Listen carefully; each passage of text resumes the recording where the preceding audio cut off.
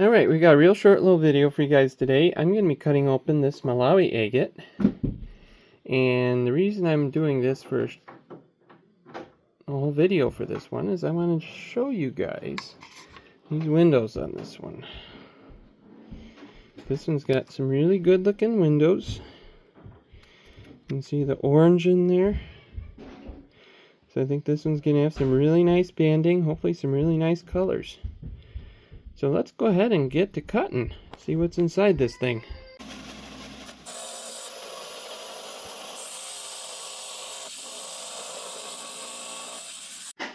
Alright, so I went ahead and cut it. And I have not peeked at this one.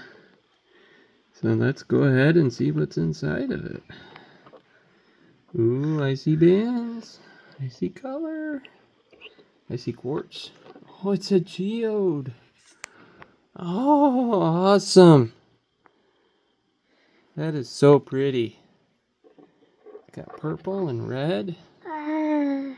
Really pretty sparkly geode. And it's got, look at the needles inside there. Isn't that cool? Wow, that is really neat. Oh, it's got spots in it too. See if I can zoom in a little bit.